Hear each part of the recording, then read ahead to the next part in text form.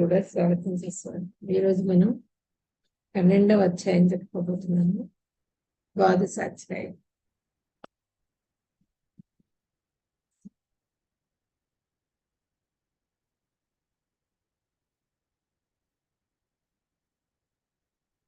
ఈరోజు మనము ద్వాదశ అధ్యాయం చెప్పుకోబోతున్నాము. నిన్నటి అధ్యాయంలో ఆఖరి శ్లోకంలో భగవంతుడు ఏం చెప్పారు? విశ్వరూప సందర్శన యోగంలో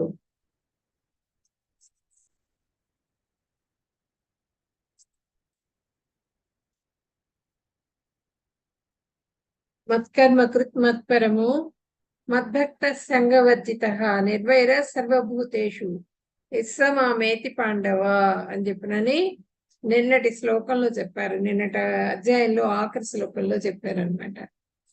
అంటే ఏంటంటే, అర్జున, నా విశుద్ధ ప్రేమయుక్త సేవలో నిమగ్నయుడు వాడు కామ్యకర్మల యొక్కయు మానసిక కల్పనల యొక్కయు కాలుష్యం నుండి ముక్తుడై నా కొరకే పని చేయువాడు, నన్నే జీవిత దివ్య పరమార్థంగా భావించినవాడు, జీవులందరేడా మైత్రిని కలిగి ఉన్నవాడు నన్ను తప్పక చేరును అని చెప్పారు.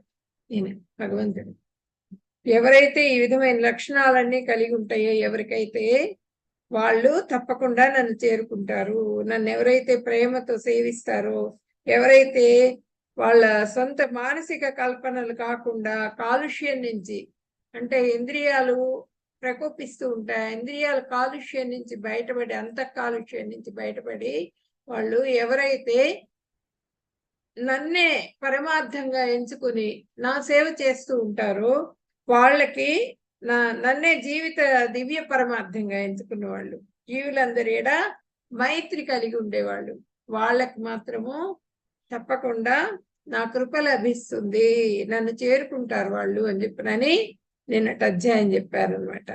అంటే ఏంటంటే, అన్యాభిలాషిత శూన్యం జ్ఞాన కర్మాద్యనావృతం అనుకూలేన కృష్ణానుశీలనం భక్తిరుత్తమ.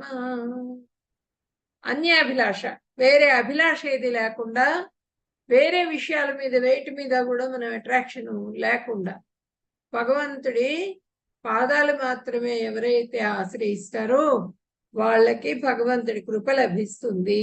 వేరే విషయాల మీద మనము ఎక్కువ ఆసక్తి ఏది కూడా చూపించకూడదు అనమాట అని భగవంతుడు చెప్తున్నారు. ఇక్కడ మనకి ద్వాదశ అధ్యాయంలో ఏం చెప్తున్నారు?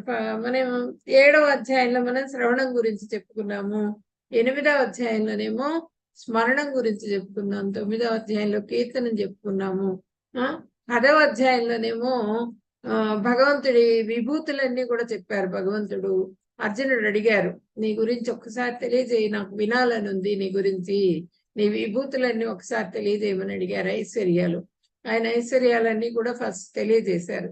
తెలియజేసిన తర్వాత వినటమే కాదు, ఒక్కసారి చూడాలని ఉంది నిన్ను, నాకు నీ విభూతులన్నీ కూడా ఒక్కసారి నీలో చూపించు, నాకు నువ్వు చెప్పటం కాదు, ఒకసారి.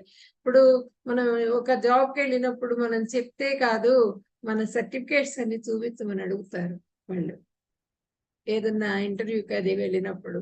అలా భగవంతుడిని చూపించమని అడిగారు. ఆ విశ్వరూపాన్ని దర్శింపజేయి, నాకు చూడాలని ఉంది ఒకసారి అంటే. మన లాంటి వాళ్ళు చాలా మంది కలియుగంలో చాలా మంది వస్తారు, వాళ్ళందరూ కూడా నేను భగవాన్ అని చెప్పి నన్ను బయలుదేరుతారు.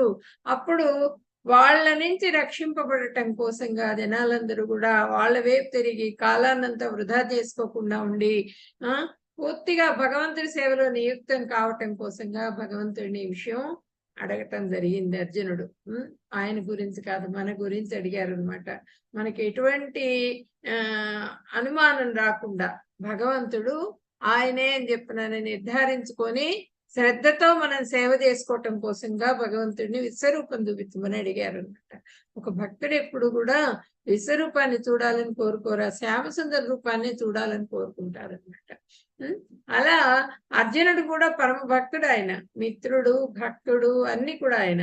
కాబట్టి ఆయన ఆ విధంగా కోరుకోరు, మన గురించి కోరుకున్నారనమాట ఆ విశ్వరూపాన్ని. ఆ విశ్వరూప సందర్శనం అయిన తర్వాత ఇంకా నేను చూడలేని రూపాన్ని, నాకు నీ మాధుర్య రూపం అది చూపించు, నాకు ఆ త్రిభంగి రూపం ఉంది కదా, అది చూపించు నాకు. నీ ఫ్లూట్ వాయిస్ ఏదైతే ఉందో ఫస్ట్ ఆ చతుర్భుజ రూపం చూపిస్తారు. చూపించిన తర్వాత నార్మల్ గా ఎట్లా అయితే మిత్రుడుగా పరిచయమో ఆయనకి ఆ విధమైన రూపానికి వచ్చేస్తారనమాట కృష్ణ భగవానుడు నిన్నటి అధ్యాయంలో. ఇప్పుడు ఈ రోజు అధ్యాయం మనము మంగళాచరణ చేసుకున్న తర్వాత మొదలు పెడదాం. ఓం అజ్ఞానతిమిరాంధస్య జ్ఞానాంజనశలాకయా చక్షురున్మిళితం యేన తస్మై శ్రీ గురవే నమః. శ్రీచైతన్యమనోభీష్టం స్థాపితం యేన భూతలే స్వయం రూపః కదా మహ్యం దదాతి స్వపదాంతికం. వందేహం శ్రీగురో శ్రీయుతపదకమలం శ్రీగురున్ వైష్ణవాంశ్చ శ్రీరూపం సాగ్రజాతం సహగణ రఘునాథాన్వితం తం సజీవం సాద్వైతం సావధూతం పరిజన సహితం కృష్ణ చైతన్య దేవం శ్రీ రాధా కృష్ణ పాదాన్ సహగణ లలిత శ్రీ విశాఖాన్వితాంశ్చ हे कृष्ण करुणा सिंधु दीनबंधु जगतपते गोपेश गोपिका कांता राधा कांता नमोस्तुते तप्त कांचन गौरांगी राधे वृंदावनेश्वरी वृषभानुसुते देवी प्रणमामि हरिप्रिये वाञ्छाकल्पतरुभ्यश्च कृपा सिन्धुभ्य एव च पतितानां पावनेभ्यो वैष्णवेभ्यो नमो नमः. नमो विष्णुपदाय कृष्णप्रेष्ठाय भूतले श्रीमते भक्तिवेदान्त स्वामिन्यति नामिने. नमस्ते सरस्वती देवे गौरवाणी प्रचारिणे निर्विशेष शून्यवादी पाश्चात्य देशतारिणे. जय श्री कृष्ण चैतन्य प्रभु नित्यानंद श्री अद्वैत गदाधर श्रीवासादि गौर भक्त वृंद. हरे कृष्णा कृष्ण कृष्ण हरे हरे हरे राम राम राम हरे हरे. हरे कृष्ण.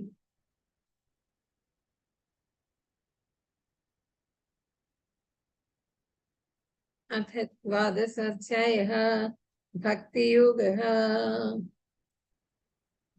ओम श्री परमात्मने नमः. अर्जुन उवाच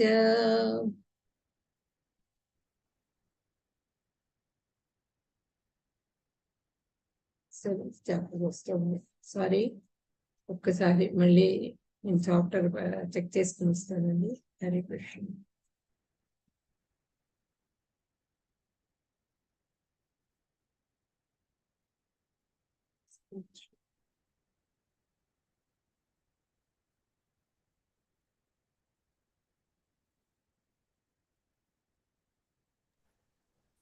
అది జూమ్ తగ్గించండి మరి, జూమ్ ఎక్కువైంది.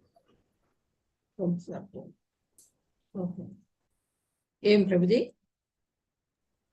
అది స్క్రీన్ జూమ్ ఎక్కువైంది మరి, జూమ్ తగ్గిస్తే మీకు అది కింద కట్ అవ్వకుండా ఉంటుంది. అంటే మీకు రైట్ సైడ్ లో కింద ఉంటుంది చూడండి మాతాజీ, ఒక లైన్ లాగా. లేదంటే 63% అని 70% అని అక్కడ కింద ఉంటుంది రైట్ సైడ్ స్క్రీన్ కింద.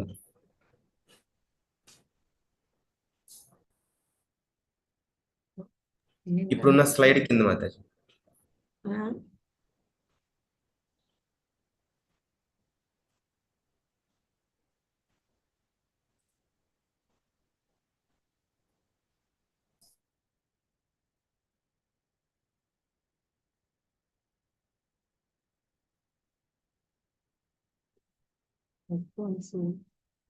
బ్యాటరీ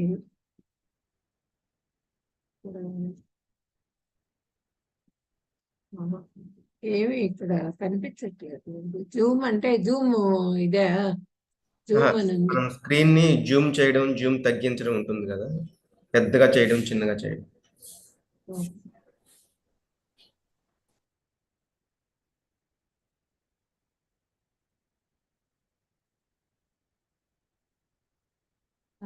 రేపటికి ట్రై చేస్తాను. రేపటికి ఓకే మాతాజీ. ఇదేమి తగ్గించేది తెలియట్లేదు నాకు.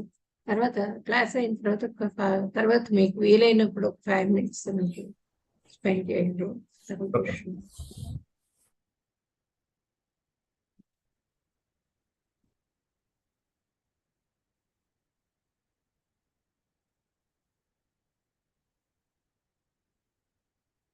ఓం శ్రీ పరమాత్మనే నమః. 12వ అధ్యాయः.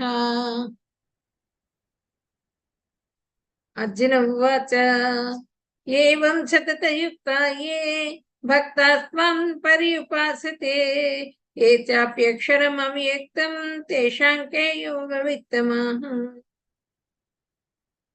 అర్జునుడు అడుగుతున్నారు, ఏమడుగుతున్నారు? ఎల్లప్పుడూ నీ భక్తియుక్త సేవలో నెలకొని భక్తులు మరియు అవ్యక్తము నిరాకార బ్రహ్మమును ఆరాధించేవారు ఈ వీరిలో ఎవరు పరిపూర్ణులని తలంపబడతారు అని చెప్పినని అడుగుతున్నారు. ఇక్కడ ప్రశ్న, భక్తి యోగాన్ని ఆచరించి యుద్ధం చేయని చెప్పినని భగవంతుడు ఈ అధ్యాయంలో చెప్తున్నారు అనమాట. అర్జునుడికి సాకారోపాసన నిరాకారోపాసన కంటే ఉత్తమమైనది అని చెప్పినాను కూడా మనకి భగవంతుడు తెలియజేస్తారు. తర్వాత భక్తి ఎందుకు మహత్తరమైంది అని చెప్పినని అడుగుతారనమాట అర్జునుడు. భక్తి యొక్క మహత్తర ఫలితాల గురించి చెప్తారనమాట కృష్ణ భగవానుడు. తర్వాత భక్తి యోగి అవ్వటం ఎట్లాగు అనే విషయాన్ని కూడా ఈ అధ్యాయంలో తెలియజేసుకుంటాం మనము. సామర్థ్యాన్ని బట్టి ఆధ్యాత్మిక సాధనలు ఎట్లా చేయాలి అనే విషయాన్ని కూడా ఈ అధ్యాయంలోనే చెప్పుకుంటాం మనము.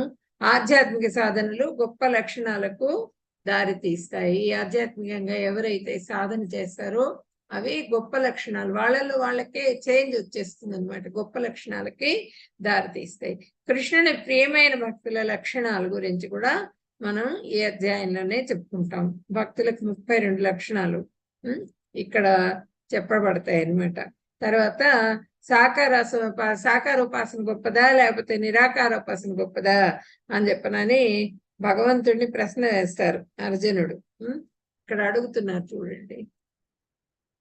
అర్జునుడు, నీ ప్రేమయుక్త సేవలో ఎల్లప్పుడూ తగిన రీతి నిమగ్నులైన వారా లేక అవ్యక్త నిరాకార బ్రహ్మాన్ని అంటే బ్రహ్మజ్యోతిని ఆరాధించే వాళ్ళు గొప్పవాళ్ళ, లేకపోతే ఆ యోగం గొప్పదా, ఈ జ్ఞానయోగం గొప్పదా, లేకపోతే ఈ విధంగా భక్తి యోగం గొప్పదా? ఏది గొప్పది? సాకారోపాసన చేసే వాళ్ళు గొప్పవాళ్ళ అంటే సరైన పద్ధతిలో అది సరైన పద్ధత, లేకపోతే నిరాకారోపాసన మంచిదా? రెండిట్లో ఏది శ్రేష్టమైంది అని చెప్పనని అడుగుతున్నారు అనమాట. రెండిట్లో ఏది శ్రేష్టము, ఏదో ఒకటి చెప్పు నాకు అని చెప్పనని అడుగుతున్నారు కృష్ణ భగవానుడిని.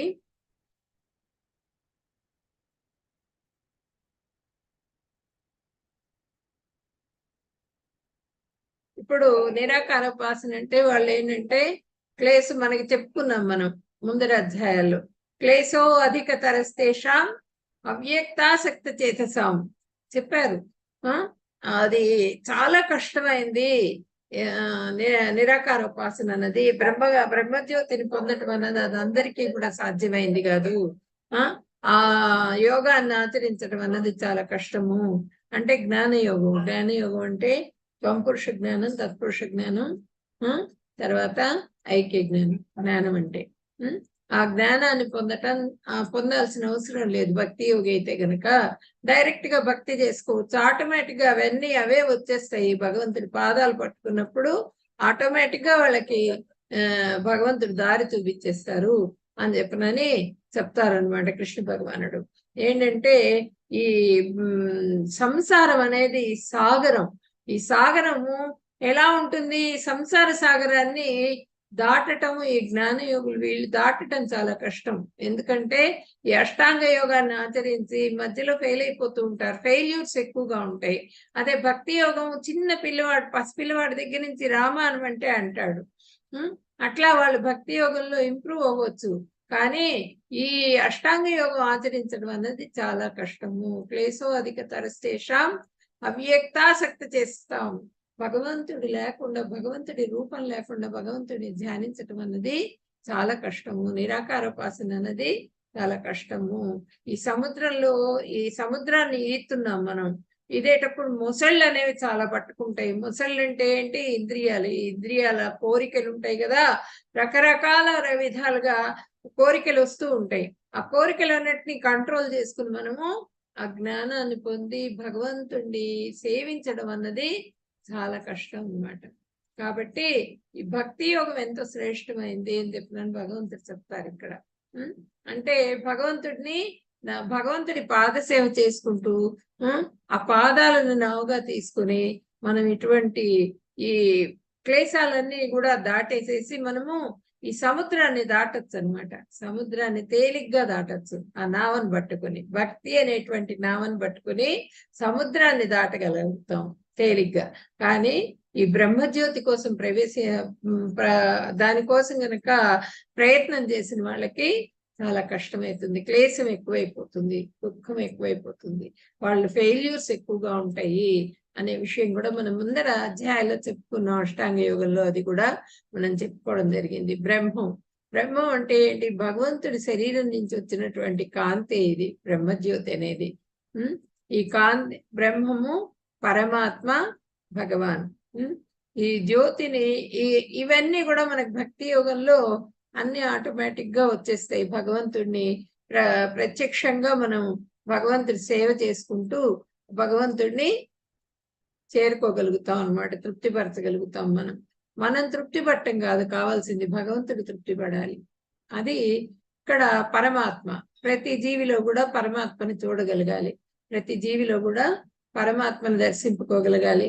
తర్వాత ఆత్మలు, ప్రతి జీవి ఆత్మ పరమాత్మ ఇద్దరు కూడా ఉంటారు. వాళ్ళందరూ కూడా సమానమే, అందరూ కూడా సమానమేది. ఇప్పుడు రాయిని బంగారాన్ని ఏ విధంగా అయితే మనం సమానంగా చూస్తాం, ఆ విధమైనటువంటి తత్వాన్ని మనం మా మనసుకి అలవాటు చేసుకోవాలి.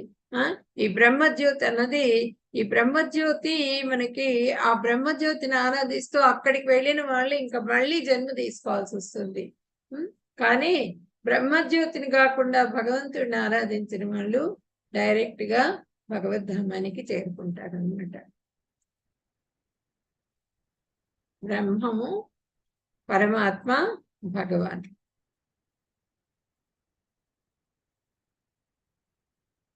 శ్రీ భగవాన్ వాచ మయ్యావేశ్య మనో ఏ మాం నిత్యయుక్త ఉపాసతే శ్రద్ధయా పరయోపేతాస్తే మే యుక్తతమామతాః.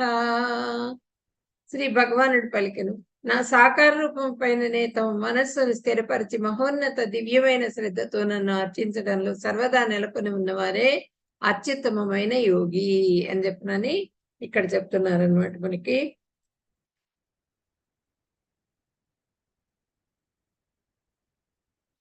భక్తులు ఏదో ఒక సేవ యందు నిమగ్నమై ఉంటారు. వాళ్ళ మనసు ఎప్పుడు కూడా చంచలంగా ఉండదు. ఆ భక్తిలో ఎంటర్ అయిన వాళ్ళకి భగవంతుడి సేవే, భగవంతుడి ధ్యానం చేసుకుంటూ ఉంటారు, ఆ జపం చేసుకుంటూ ఉంటారు, కృష్ణ జపం జరుగుతూ ఉంటుంది లోపల, లేకపోతే భగవంతుడికి అలంకారం చేస్తూ ఉంటారు, లేకపోతే భగవంతుడి ప్రసాదం ప్రిపేర్ చేస్తూ ఉంటారు, అది నివేదన చేస్తూ ఉంటారు, లేకపోతే పూజ చేస్తూ, అంటే 24 hours ఎప్పటికీ కూడా కృష్ణ కృష్ణ అనే నామాన్ని ఎప్పుడు కూడా వాళ్ళ హృదయంలో మెలుగుతూ ఉంటుంది అనమాట, వస్తూ ఉంటుంది ఆ నామ జపం అన్నది. అట్లాంటి వాళ్ళు భక్తులు అనమాట. అలాంటి వాళ్ళు నా సాకార రూపం పైనే తమ మనసు నిండా నిండిపోయి ఉంటారనమాట కృష్ణ భగవానుడు. ఇప్పుడు నేను నిన్న చెప్పాను కదా, ఒక తల్లి ఏ విధంగా అయితే బిడ్డని తన మనసు నిండా నింపుకుని ఆ బిడ్డ గురించి అంతా కూడా ఆలోచిస్తూ 24 గంటలు వాడి గురించి ఆలోచిస్తూ ఏ విధంగా అయితే ఉంటుందో, ఆ విధంగా భక్తుడు కూడా పూర్తిగా హృదయం నిండా భగవంతుడిని నింపుకుని, భగవంతుడికి ఆకలి అవుతుందేమో టైం ప్రకారంగా ఆహారం నివేదన చేయటం, పూజ చేసుకోవటం, మంగళహారతి ఇవ్వటం, మంగళహారతి అటెండ్ అవ్వటం, జపం చేసుకోవటం, తెల్లవారుజామునే లేవటం, పొద్దున్నే బ్రాహ్మీ ముహూర్తంలో జపం చేసుకోవటం, ఇవన్నీ కూడా ముఖ్యం అన్నమాట. ఇవన్నీ చేస్తూ మిగిలిన టైం కూడా, మిగిలిన రోజు మొత్తం కూడా ఆ కర్మయోగాన్ని ఆచరిస్తున్నప్పటికీ కూడా మధ్యలో మనం కృష్ణ జపం లోపలంతా కూడా ఆ కృష్ణ జపం జరుగుతూ ఉండాలి. కృష్ణుని కేంద్రంగా చేసుకుంటూ ఉండాలి మన పనిని. అట్లా చేసుకున్నప్పుడు సాకార రూపం పైననే తన మనస్సును స్థిరపరిచి మహోన్నత దివ్యమైన శ్రద్ధతో చేస్తారనమాట. ఆ శ్రద్ధ వస్తుంది. అప్పుడు శ్రద్ధ ఎప్పుడు వస్తుంది? భగవంతుడి గురించి పూర్తిగా తెలుసుకున్నప్పుడు. మనం తెలుసుకున్నాం కదా నిన్న, మొత్తం విశ్వమంతా కూడా వ్యాపించేసేసారు ఆ విశ్వరూపాన్ని దర్శింపజేస్తూ. అన్నీ నాలోనే ఉన్నాయని అందరినీ చూపించారు ముక్కోటి దేవతల్ని. మొత్తం విశ్వాన్నంతా కూడా, ఆ సృష్టి మొత్తం కూడా ఆయన శరీరంలో కనిపించింది. అలా మనం చేసుకున్నాం. మొత్తం భగవంతుడు ఏంటి అన్నది మనం చూసాం. కాబట్టి మనకి శ్రద్ధ కలగాలి. ఆ శ్రద్ధతో ఎవరైతే విశ్వాసంతో అర్చించడం మొదలు పెడతారో సర్వదా నెలకొని ఉన్నవారే అత్యుత్తమ యోగి, భక్తి యోగి. ఎవరైతే హృదయం నిండా నింపుకుంటారో నన్ను వాళ్ళే అత్యుత్తమ యోగి. అంటే ఏంటంటే మనకి ప్రాక్టీస్ ద్వారా వస్తుంది. అది ప్రాక్టీస్ చేయాలి. ప్రాక్టీస్ అభ్యాసం చేసిన ద్వారా మనకి ఆ భగవంతుని హృదయంలో నిలుపుకోగలుగుతాం. గురువుల హెల్ప్ తీసుకోవాలి.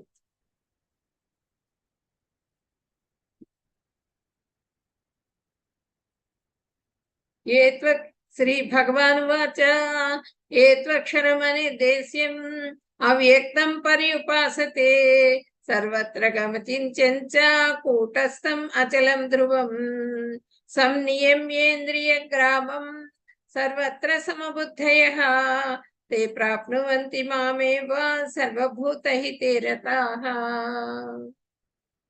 కానీ సర్వేంద్రియములను నిగ్రహించి అందరి ఎడను సమాన బుద్ధి గలవారై అందరి క్షేమములందును నిమగ్నులై ఇంద్రియాతీతమును సర్వవ్యాపకమును అచింత్యమును మార్పులేనిదియు నిశ్చలమును స్థిరత్వమును కదలనిదియు అవ్యక్తమైన పరమ సత్యము యొక్క నిరాకార స్వరూపమును సమగ్రముగా పూజించువారు చిట్ట చివరకు నన్ను పొందుతారు అంది.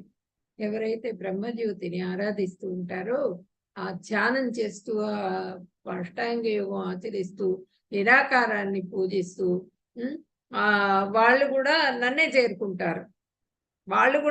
చేరుకుంటారు. కాకపోతే ఆ బుద్ధిని నిలపాలి. ఆ బుద్ధిని పూర్తిగా కేంద్రీకృతం చేస్తారు. తర్వాత అందరి క్షేమములను నిమగ్నులై ఇంద్రియాతీత సర్వవ్యాపకమును, ఇంద్రియాలకే అతీతమైన, అంటే పూర్తిగా ఇంద్రియాలని కూడా కంట్రోల్ చేసుకుంటారు వాళ్ళు. అచించము, మార్పు లేనిది, నిశ్చలము, స్థిరత్వమును, కదలనిది, అవ్యక్తమైన. ఇప్పుడు ఏ విధంగా అయితే ఒక దీపం ఉంటుంది కదా, దీపము గాల్లో పెడితే రెపరెపరెపరెపలాడుతూ ఉంటుంది. అటు ఇటు మనస్సు చంచలంగా అటు ఇటు వెళ్ళిపోతూనే ఉంటుంది, గాల్లో పెట్టిన దీపంలాగా. అదే ఆ దీపాన్ని, మన మనసులో దీపాన్ని వెలిగించుకుంటారు వాళ్ళు. ఆ మనసులో తేజోదీపం, ఆ తేజోదీపాన్ని స్థిరంగా నిలబెట్టుకుంటారు అనమాట, స్థిరపరుచుకుంటారు. ఆ తేజోదీపం రెపరెపలాడనివ్వరు అనమాట. మనస్సుని కంట్రోల్ చేసుకుంటారు. కంట్రోల్ చేసుకుని ఆ తేజస్సుని బాగా ఇంప్రూవ్ చేసుకుంటారు. తేజస్సుని ఇంప్రూవ్ చేసుకుని అవిద్యని, అంతఃకల్మషాన్ని మొత్తం కూడా పారద్రోలి వాళ్ళు మొత్తం హృదయం నిండా కూడా ఆ బ్రహ్మజ్యోతిని ఆరాధిస్తూ ఉంటారు. వాళ్ళు నిరాకారం, ఆకారం లేకుండా నిరాకారాన్ని ఆరాధిస్తూ ఉంటారు. వాళ్ళు కూడా కొంతకాలం అయిన తర్వాత చిట్ట చివరికి వాళ్ళ ఆరాధనలు, వాళ్ళ యోగాలన్నీ అయిపోయిన తర్వాత చిట్ట చివరికి వాళ్ళు మళ్ళీ నన్ను చేరుకుంటారు. అంటే ఏంటంటే వాళ్ళు ఫెయిల్ అయిపోతూ ఉంటారు, మళ్ళీ జన్మ తీసుకుంటూ ఉంటారు, ఫెయిల్ అయిపోతూ ఉంటారు, మళ్ళీ జన్మ తీసుకుంటూ ఉంటారు. అట్లా జన్మలు తీసుకోగా ఆ బ్రహ్మజ్యోతి దాకా వెళ్తారు. కానీ వాళ్ళు నిరాకారాన్ని ఆరాధిస్తారు కదా, భగవంతుడిని ఆరాధించరు. దాంతో వాళ్ళు మళ్ళీ జన్మ తీసుకొని భక్తి యోగిగా మారాల్సి ఉంటుంది అనమాట. భక్తి యోగిగా మారి మాత్రమే వాళ్ళు భగవంతుడిని తృప్తిపరిచి భగవంతుడి ధామానికి చేరుకోగలుగుతారు. అంతేగాని మామూలు భక్తి యోగికి అంత కష్టం ఉండదు. అది చెప్తున్నారు ఇక్కడ.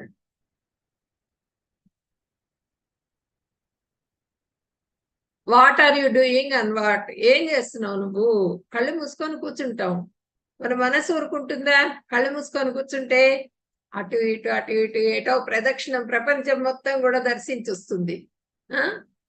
ప్రపంచం మొత్తం చుట్టూ ప్రదక్షిణం చేసి వస్తుంది అనమాట. ఫోకసింగ్ నాట్ షూర్, ఎక్కడ చూస్తున్నానో నాకే తెలియట్లా, మనసు ఎటో వెళ్ళిపోతున్నది, అటు వెళ్తోంది ఇటు వెళ్తోంది, అన్ని వైపులకు కూడా మనసు వెళ్ళిపోతున్నది అని చెప్తున్నారు అనమాట. అంటే ఇట్లా ఒక రూపాన్ని మనం ఆరాధించినప్పుడు మనసు స్థిరంగా నిలబడుతుంది. అంతేగాని నిరాకారాన్ని ఆరాధించే వాళ్ళకి మనసుని నిలపటం కూడా చాలా కష్టం, గాలిలో దీపాన్ని నిలిపినట్లే. క్లేశో అధికతరస్తేషాం అవ్యక్తాసక్త చేతసాం అవ్యక్తా హి గతిర్దుఃఖం దేహవద్భిరవాప్యతే. పరమ పురుషుని అవ్యక్త నిరాకార తత్వం పట్ల మనస్సు ఆసక్తమైన వారికి పురోగతి చాలా కష్టంతో కూడుకుని ఉంటుంది. అది నిరాకారాన్ని ఎవరైతే ఆరాధిస్తారో వాళ్ళ మనసు నిలబడదన్నమాట, మనసు పురోగతికి సాధించదు, పురోగతి చాలా కష్టమవుతుంది అనమాట. కష్టమవుతుంది. ఆ విధానంలో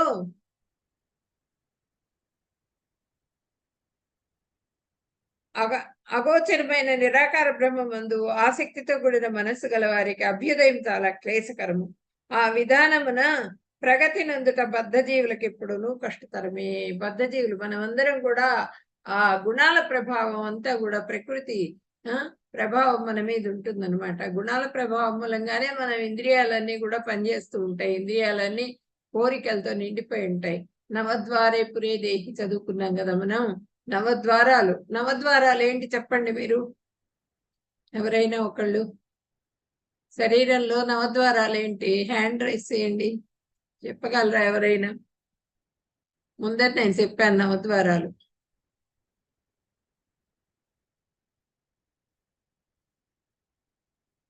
ఎవరైనా నవద్వారాలు ఏంటన్నది చెప్పగలరా? మాతాజీ చెప్పారు మాతాజీ మీరు ఆల్రెడీ. రెండు కళ్ళు 2 ముక్కు 2 చెవులు 6, నోరు 1 7, 2 మర్మ రంధ్రాలు 9. Okay, good good Prabhuji. Hare Krishna. Thank you Prabhuji, శ్రద్ధగా వింటున్నా. ఆ 9 రంధ్రాలని కూడా మనము తేజవంతం చేసుకోవాలి. అక్కడే ఉంటుంది వాళ్ళ కోరిక అన్నది, అక్కడే ఉంటుంది అనమాట. ఆ 9 రంధ్రాల్లో కళ్ళు అవి ఇవి చూడాలనుకుంటాయి, చెవులు అట్లాగే వినాలనుకుంటాయి, నాలిక రుచి కావాలంటుంది, అవి ఇవి తినాలంటుంది, ఇవన్నీ కూడా స్కిన్ ఏమో టచ్ కావాలంటుంది. అట్లా ప్రతిదీ కూడా, ప్రతి నవద్వారాలు కూడా మనకి ఆ కోరికతో నిండిపోయి ఉంటాయి. ఆ కోరికని మనం కంట్రోల్ చేసుకుని తేజో దీపాన్ని వెలిగించుకోగలగాలి. అది చాలా కష్టం. క్లేశో అధిక తరస్తేషం, చాలా కష్టమైన పద్ధతి అనమాట. ఈ విధంగా అందరూ కూడా అష్టాంగ యోగాన్ని ఆచరించి సిద్ధి స్థితి వరకు కూడా పోలేరన్నమాట వాళ్ళు. కాబట్టి ఇటువంటిది నిరాకారాన్ని ఆరాధించడం అన్నది చాలా కష్టము, ఫెయిల్యూర్స్ ఎక్కువగా ఉంటాయి అని చెప్పనని చెప్తున్నారు. ప్రగతి నందుట బద్ధజీవులకు ఇప్పుడును కష్టమే. ఎందుకు? ఆ గుణాల ప్రభావం చూపిస్తూ ఉంటుంది. వాళ్ళు పాపం చేసుకుందామని వెళ్ళిపోతారు, వెళ్ళిపోయి చేద్దామని కూర్చున్నా కూడా వాళ్ళ వల్ల కాదు. మనసు వాళ్ళ బంధువుల మీదకి, సంసారం మీదకి, భార్య మీదకి, పిల్లల మీదకి లాగుతూ ఉంటుంది. తర్వాత అందరికి ఫోన్లు చేస్తూ ఉంటారు. బ్యాడ్ హ్యాబిట్స్ ఉన్న వాళ్ళకి ఆ బ్యాడ్ హ్యాబిట్స్ మీదకి లాగుతూ ఉంటుంది. తిండి నాలిక రుచి కావాలంటుంటుంది, అక్కడ ఏం దొరకదు కదా అడవులకు పోయి కూర్చుంటే. ఆ విధంగా వాళ్ళు కష్టపడుతూ ఉంటారనమాట. నిరాకార తత్వం పట్ల మనసు ఆసక్తమైన వారికి పురోగతి కష్టం, వాటి మీదకే మనసు వెళ్ళిపోతూ ఉంటుంది, వాళ్ళకి ఇంప్రూవ్మెంట్ అనేది ఉండదు అనమాట.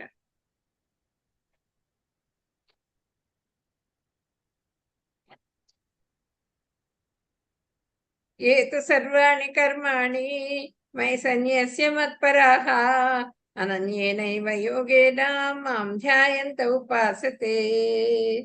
సమస్త కర్మలు నాకే సమర్పించి నన్నే ధ్యానించే వారికి నేను తొందరలో సముద్ధరిస్తాను అని చెప్తున్నారు ఇక్కడ. తేషామహం సముద్ధర్త మృత్యు సంసార సాగరాత్ భవామి నచిరాత్ పార్థ మయ్యా వేసిత చేతసాం. ఓ పార్థ, తమ కర్మలనన్నింటినీ నా యందు విడిచి అన్య చింతన లేక నా అందలి భక్తియుక్త సేవలో నిమగ్నులయుండు వారు తమ మనస్సులను నా యందు స్థిరపరచి నన్నే ఎల్లప్పుడూ ధ్యానించు వారిని జనన మరణ రూపము సంసార సముద్రము నుండి సత్వరంగా రక్షించును. మొత్తం అన్నింటి నుంచి కూడా మళ్ళీ అంటే జన్మ మృత్యు, ప్రతి వాళ్ళకి కూడా కష్టం ఏంటి అంటే జన్మ మృత్యు జరా వ్యాధి, ఇవన్నీ కూడా చాలా కష్టం మానవ జీవితంలో. కాబట్టి అది లేకుండా చేస్తాను నేను అని చెప్తున్నాను అనమాట. అంటే ఆయన ధామానికి వెళ్ళిపోతాం. ఆ భగవంతుడి ధామానికి వెళ్ళిపోయినప్పుడు వాళ్ళకి మళ్ళీ జన్మించడం అనేది ఉండదు. భగవంతుడి సేవ చేసుకుంటూ అక్కడే ఉండిపోతారనమాట. ఇక్కడ చూడండి, ఇక్కడ గజేంద్రుడు పూర్వజన్మ ఏంటంటే ఇంద్రజిమ్నుడు అనే మహారాజు అనమాట. ఆయన చాలా తపస్సు చేస్తూ ఉంటాడు, భగవంతుడి గురించి తపస్సు చేస్తూ ఉంటాడు. ఆ జన్మలో భగవంతుడి భక్తి కలిగిన వాడు. తర్వాత ఆయనకి ఒక శాపం మూలంగా గజేంద్రుడి రూపం వస్తుంది. ఆ గజేంద్రుడి రూపం వచ్చేటప్పటికి మొత్తం ఆయన ఇంద్రియ లోలుడైపోతాడు. అందరూ భార్య పిల్లలు నేనే గొప్పవాడిని, మొత్తం ఈ అడవి మొత్తానికి రాదు, నేను గజరాజునని చెప్పినని అడవి మొత్తం గందరగోళం చేస్తూ తిరుగుతూ ఉంటాడు, నా అంత వాడు లేడని చెప్పినని.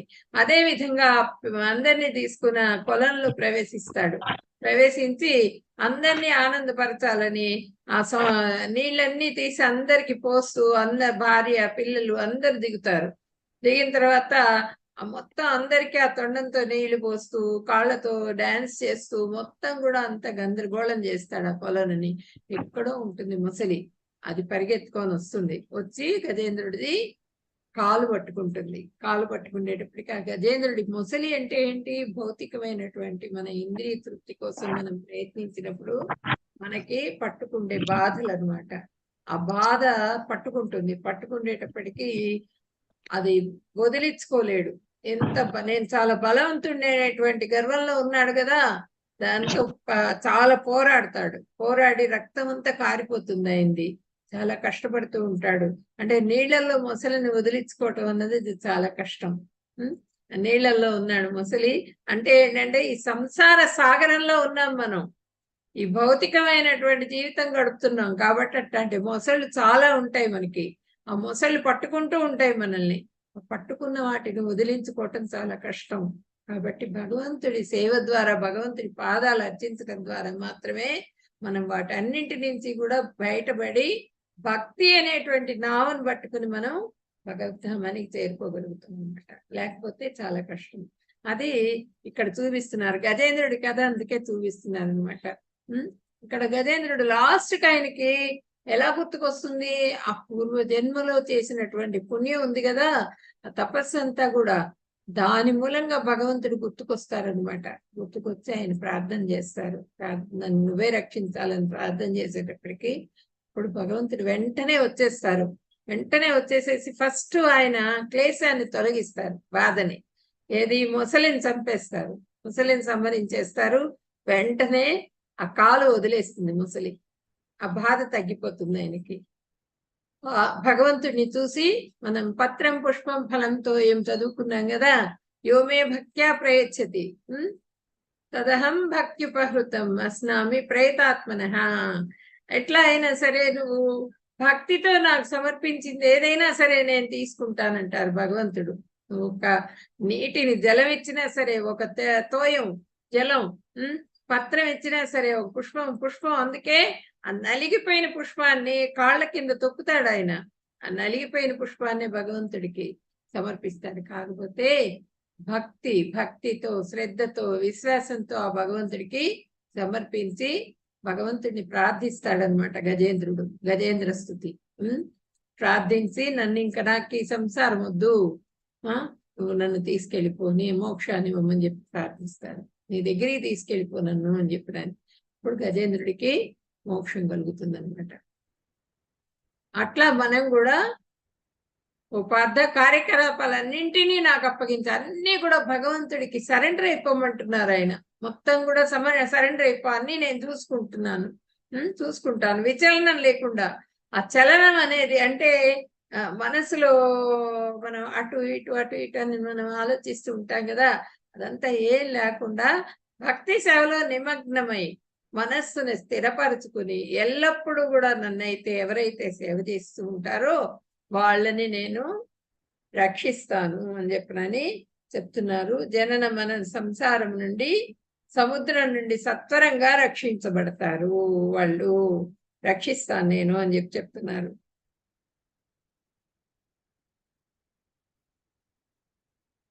నయామి పరమం స్థానం అచ్చిరాదిగతిం వినా గరుడ స్కంధమారోప్య యథేచ్ఛమనివారిత. ఇది చాలా ముఖ్యమైన శ్లోకం. ఇదేంటంటే ప్రభుపాదుల వారి భాష్యంలో కోట్ చేశారనమాట.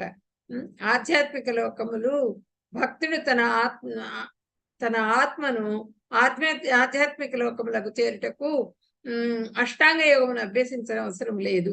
దేవుడే ఈ బాధ్యతను గ్రహించును, తానే రక్షకుడు అగుదనని అతడు స్పష్టంగా చెప్తున్నారు.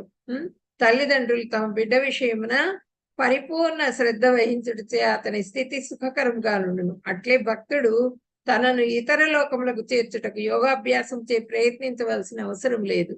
దేవదేవుడు అత్యంతమైన అనురాగముచే అనుగ్రహంచే తన గరుడ పక్షి వాహనముపై ఎక్కి తటాలను వచ్చి వెంటనే భక్తుని సంసారం నుండి సముద్ధరించును.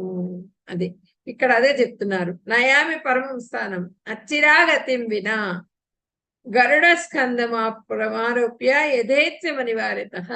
పూర్తిగా వాళ్ళు ఎవరైతే భక్తులు ఉంటారో వాళ్ళని నేను, ఇప్పుడు మనం హరే కృష్ణ నామని చెప్తూ ఉంటాం కదా, నువ్వే రక్షణ నాకు, నువ్వు పిలిస్తే నేను వచ్చేస్తాను, నా చేతులు పట్టుకొని నువ్వు తీసుకెళ్ళిపో అని చెప్తున్నాను. ఇట్లా చేతులు ఎత్తా ఉంటే పూర్తిగా సరెండర్ అయిపోయినాం. పోలీసులు వాళ్ళు వచ్చినప్పుడు గన్ చూపిస్తే మనం సరెండర్ అవుతాం, ఇలా చేతులు ఎత్తుతాం కదా, ఇట్లా భగవంతుడి దగ్గర సరెండర్ అయిపోయినాం మేము నీకు, నువ్వే మమ్మల్ని రక్షించాలి అని చేతులు ఎత్తి మనం ప్రార్థిస్తాం అనమాట ISKCON లో. అది ఆ భగవంతుడు ఏంటంటే ఆ చెయ్యి పట్టుకొని లాగి అక్కడ గరుత్మంతుడి మీద కూర్చోబెట్టుకుంటారట. కూర్చోబెట్టుకుని తీసుకెళ్ళిపోతారనమాట. అచ్చిరాది మార్గంలో తీసుకెళ్ళిపోతారు పూర్తిగా. అది ఎట్లా అంటే పూర్తిగా ఈ లోకాలన్నీ ఏమి తగలవు అనమాట, డైరెక్ట్ గా వైకుంఠానికి తీసుకెళ్ళిపోతారు. అది చెప్తున్నారు అనమాట ఆధ్యాత్మిక లోకాలకి.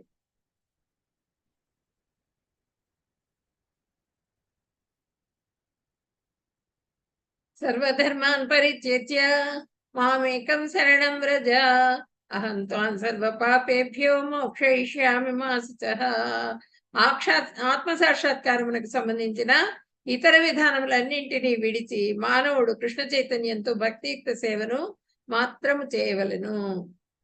అప్పుడు సర్వధర్మాన్ పరిత్యజ్య, అన్ని నీ యొక్క యోగాలు అన్ని కూడా, నీ ధర్మాలన్నింటినీ కూడా వదిలిపెట్టి నువ్వు పూర్తిగా భగవంతుడి ధ్యానంలో ఉండు, నన్నే శరణు పొందు. మాం ఏకం, నేను ఒక్కడనే అనుకుని నా ఒక్కడనే నువ్వు శరణు పొందప్పుడు శరణం వ్రజ అహం త్వాం సర్వ పాపేభ్యో, నీ పాపాలన్నీ కూడా ప్రక్షాళనమైపోతాయి. మోక్షయిష్యామి మా శుచః, మోక్షం ఇచ్చేస్తుంది నీకు అని చెప్తున్నారనమాట. ఇక్కడ ప్రభుపాదుల వారి భాష్యంలో ఇచ్చారు ఇవి శ్లోకాసు. జయ ప్రభుపాద్.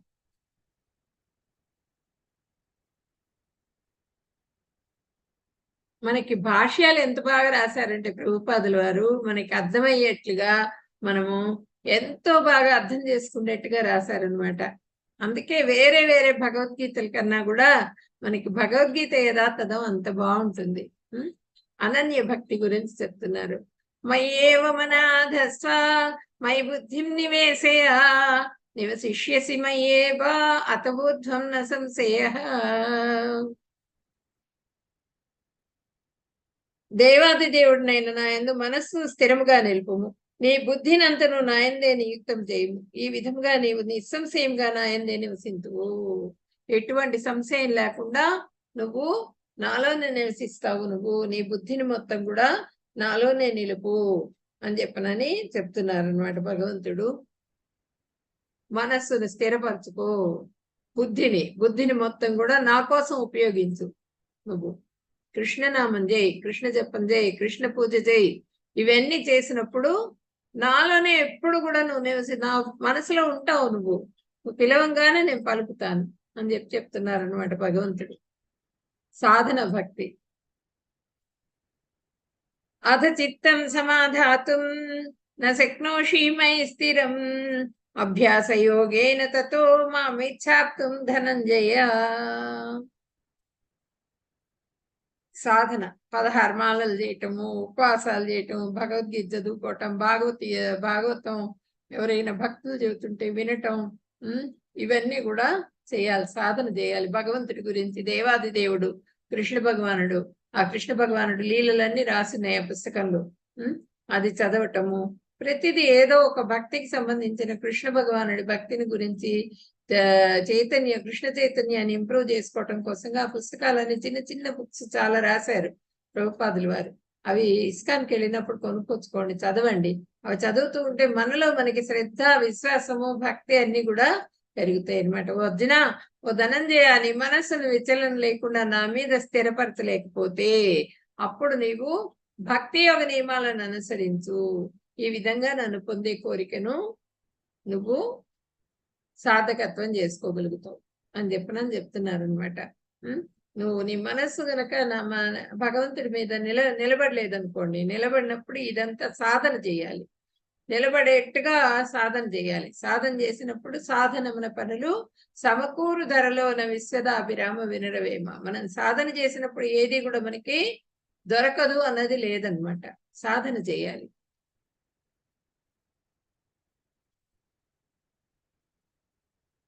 నిష్కామ కర్మయోగం.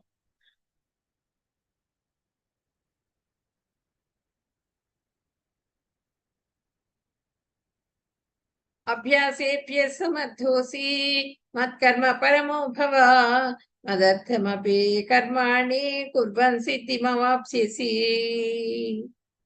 భక్తి యోగ నియమాలను నీవు అభ్యాసం చేయలేకపోతే నా కోసమే పనులు చేయటానికి ప్రయత్నం చెయ్యి. ఈ విధంగా భక్తి సేవ చేయటం వలన నీవు పరిపూర్ణ స్థితిని పొందుతావు అని చెప్పినని చెప్తున్నారు అనమాట. అంటే నా కోసం పనిచేయి నువ్వు. ఇప్పుడు దేవాలయాల్లో చక్కగా ఆలయానికి వెళ్ళి ఆలయానికి నిర్మించటము, మళ్ళీ ఆలయానికి కలర్స్ వేయటము, ఆ విగ్రహాలన్నీ కూడా ఆ శిల్పులు చెక్కుతూ ఉంటారు కదా. ఆ విగ్రహాన్ని చెక్కేటప్పుడు ఆ శిల్పి మనసు నిండా ఎంతో భక్తుడై ఉంటాడు అనమాట. ఆ శిల్పి పద్ధతి ప్రకారంగా అన్ని ఆచరిస్తూ ఉంటారు వాళ్ళు. సంధ్యావందనము, మళ్ళా జపము, ఇవన్నీ కూడా చేస్తూ వాళ్ళు అన్నీ చేసుకుని వచ్చి భగవత్ కార్యానికి నియుక్తులైతారు. దీన్ని కూడా గుర్తించాలి, ఆ శిల్పాన్ని రాయిని గుర్తించాలన్నమాట. రాయిలో కూడా మనకి ప్రాణం ఉన్న రాయి ఉంటుంది, ప్రాణం లేని రాయి ఉంటుందిట. రాయిలో కూడా ప్రాణం ఉంటుందిట. అది గుర్తిస్తారు వాళ్ళు శిల్పులు. గుర్తించి దాన్ని చెక్కడం మొదలు పెట్టాలి. అది భగవంతుని హృదయం నిండా నింపుకున్నప్పుడు ఆ శిల్పం కూడా అచ్చం భగవంతుడే వచ్చి నిలిచినట్లుందరా అని చెప్పినాను అంటాం కదా. ఆ శిల్పి యొక్క ఆ భక్తి అనమాట. ఆ భక్తి మూలంగా ఆ విధంగా ఆయన చెక్కగలుగుతారు. అదే విధంగా కలర్స్ వేయటం కానీ, లేకపోతే ఏదైనా పదార్థాలు చేసి వ్యాపారం చేసే వాళ్ళు కూడా ఆ భక్తితో చక్కగా భగవంతుడి భక్తితో ప్రిపేర్ చేశారనుకోండి పదార్థాలు, వంటశాలల్లో కృష్ణ భక్తులందరూ కలిసి వంట చేస్తూ ఉంటారు. అక్కడ అన్ని పదార్థాలు తయారు చేస్తూ ఉంటారు. ప్రతి పనిలో కూడా భగవంతుని సెంటర్ గా చేసుకుని హృదయం నిండా నింపుకుని ఆ భక్తి సేవ చేయటం వల్ల పూర్తిగా వాళ్ళు పరిపూర్ణ స్థితిని పొందుతారు అని చెప్తున్నారు అనమాట భగవంతుడు. అభ్యాసం చేయలేకపోతే, అభ్యాసం చేయడానికి టైం లేదు నీకు, పూర్తిగా పొద్దున్నే లేవగానే వెళ్ళిపోతానండి, నేను వచ్చేటప్పటికి రాత్రి అవుతుంది, నువ్వు చేసే పనిలోనే నువ్వు భగవంతుడిని చూసుకుని పనిని సక్రమంగా చెయ్యి, కృష్ణనామం చేసుకుంటూ చెయ్యి అని చెప్తున్నారు ఇక్కడ. నిష్కామ అంటే ఫలితం ఆశించవాకు. ఆ నామం నేను చేస్తున్నా కదా, నేను సెంటర్ గా చేసుకున్నా కదా, నువ్వు నాకు ఈ ఫలితం ఇవ్వు అని చెప్పినాను. ఫలితం ఆశించకూడదు. ఫలితం ఆశించకుండా నిష్కామ కర్మ యోగాన్ని చేయాలన్నమాట. వర్కింగ్ ఫర్ మాయ. మనం దేనికోసం మనం కృష్ణుడి కోసం గనక పనిచేయకపోతే మాయాదేవి కోసం పనిచేస్తున్నట్లు. I will buy a bigger phone, TV, computer, ఇవన్నీ కూడా నేను అన్నీ కూడా TV compare to my neighbours, వాళ్ళకన్నా చాలా పెద్దది. వాళ్ళది 40 ఇంచెస్, మాది 48 ఇంచెస్. మాది అసలు హోమ్ థియేటరే ఉంది మా ఇంట్లో. ఇట్లా అనవసరమైన కబుర్లన్నీ చెప్తూ ఈ చెవులని పాడు చేస్తూ ఉంటారు. అదే కృష్ణ భక్తి, కృష్ణ కీర్తన వినండి, ఎంత హాయిగా ఉంటుందో మనసుకి. అవన్నీ విన్న దగ్గర నుంచి మనకి జలసి వస్తుంది, మళ్ళా దుఃఖం వస్తుంది, మనం కొనుక్కోలేకపోయినామనే దుఃఖం వస్తుంది. రకరకాలు. ఎందుకు అటువంటి వాటి వైపు పోతావు నువ్వు? కృష్ణ భక్తి చేసుకో, కృష్ణుడిని చూసుకో, కృష్ణుడి నామం చేసుకో. చేసినందువల్ల మాయాదేవి నిన్ను పట్టుకోకుండా ఉంటుంది, ఆ గుణాల ప్రభావం నీ మీద చూపించకుండా ఉంటుంది. ప్రతి జీవికి కూడా 3 గుణాలు ఉంటాయి, సత్వగుణం, రజోగుణం, తమో గుణం. 3 గుణాలు కూడా ప్రతి జీవికి కూడా ఉంటాయి. కాకపోతే ఏంటంటే సత్వగుణాన్ని ఇంప్రూవ్ చేసుకొని శుద్ధ సత్వంలోకి ప్రవేశించగలగాలి. శుద్ధ సత్వం, విశుద్ధ సత్వం. అప్పుడు మాత్రమే భగవద్ధామానికి చేరుకోగలుగుతుంది అనమాట. మాయాదేవి ఒడిలో మనం పడుకుండే ప్రయత్నం చేయకూడదు. వర్కింగ్ ఫర్ కృష్ణ, కృష్ణ భక్తిలో నెలకొను. ఐ విల్ బై ఏ గీత. నేను ఒక 200 మిగిలింది నా దగ్గర, డబ్బులు ఉన్నాయి, 200 ఉంది. భగవద్గీత పుస్తకం కొనుక్కుందాం, భాగవతం చిన్న పుస్తకం కొనుక్కుందాం, ఏదన్నా చదువుకుందాం, భగవంతుడి సేవకు వినియోగిద్దాం. ఈ డబ్బుల్ని చక్కగా అక్కడ టెంపుల్ కడుతున్నారు, దానికి నా సేవగా ఉడతా భక్తిగా ఏదో కొంత డొనేట్ చేద్దాం, ఇలా అనుకోవాలి. అంతేగా అలా ఎవరు అనుకుంటారు? భక్తులు అనుకుంటారు. ఈ మాయా ప్రభావంలో వాళ్ళు ఏం చేస్తారంటే, ఒక 1000 రూపాయలు కనిపించింది, మంచి డ్రెస్ కొనుక్కుందామా, మంచిది లేకపోతే ఒక ఏదన్నా కొనుక్కుందామా, లేకపోతే పార్టీ చేసుకుందామా, హోటల్కి వెళ్దామా, హోటల్కి వెళ్ళి తిని నాలుకే తృప్తి పరుద్దామా, ఇట్లా ఆలోచిస్తారనమాట. మాయాదేవి ఒడిలో పడుకుంటారు వాళ్ళు. ఇట్లా ఆలోచించరు. భక్తుడు ఈ విధంగా ఉంటాడు, అభక్తుడు ఆ విధంగా ఉంటాడు. నేనే సంపాదించాను, నాదే, నా గొప్ప నా మూలంగానే, నా తెలివితేటల మూలంగా సంపాదించాను అనుకుంటూ ఉంటాడు.